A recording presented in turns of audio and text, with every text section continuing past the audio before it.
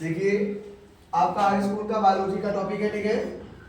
Subject biology से आपका फेफड़ा, जैसे स्ट्रक्चर फेफड़ा का कैसे आता है, किस तरीके से आपको बनाना है, सेम इसी तरीके से फेफड़े को आपको क्या कर देना है, बना देना है, ठीक है। अब आपको देखना है स्वर नली, वायु नली, उपनलिकाएं, फेफड़ा।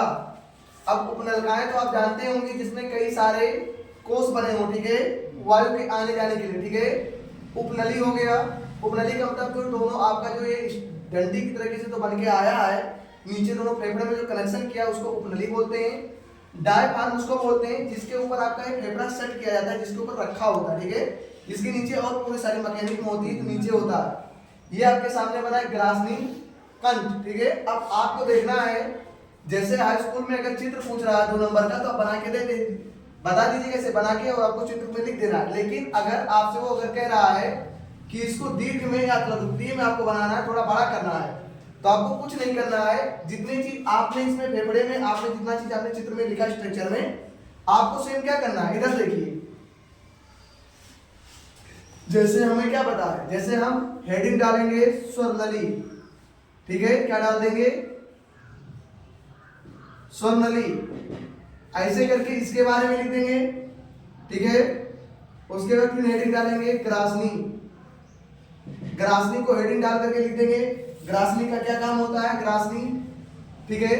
उसके बाद वायु नली, वायु नली का क्या काम होता है,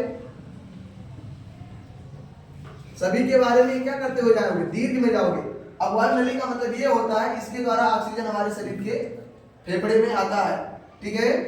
अपने कार्डिंग बना देना है। उसके बाद हेडिंग डाल देना है कंठ,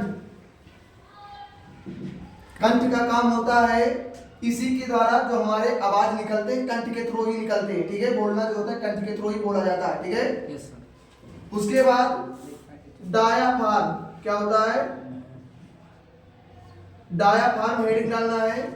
अब आपको बता देना है डायाफ्राम में जो फेफड़े का साइज होता है, जो स्ट्रक्चर होता है फेफड़े का, ये हमारे डायाफ्राम के ऊपर क्या होता है, रखा होता है, इसे बनाया जाता है, इसी के ऊपर से रखा होता है, ठीक है, डायाफ्राम के ऊपर, ठीक।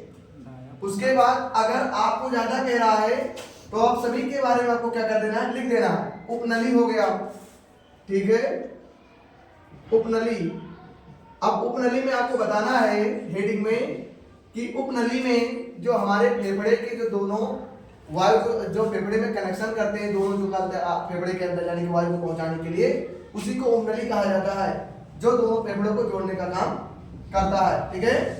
इसी तरीके से आपको दीर्घ में, और अगर पूछेगा दीर्घ में तो और कई सारे हेडिंग डाल करके इसको पढ़ा करके लिख सकते हो, और लघुत्तरीय में पूछेगा तो इतना हेडिंग डाल करके आप उसके बारे में बता दोगे, आपको पूरा नंबर मिल जाएगा। और अगर आपका लघुत्तरीय या शॉर्ट में पूछ रहा है, केवल क्या पूछ रहा है, चित्र को बना के समझाइए, बस आपको चित्र को बना करके इतना लिख देना है, और आपको जितना भी नंबर आपका रहेगा वो उतना नंबर आपको मिल जाएगा, ठीक है। आप इसी के माध्यम से समझ लेना चाहिए।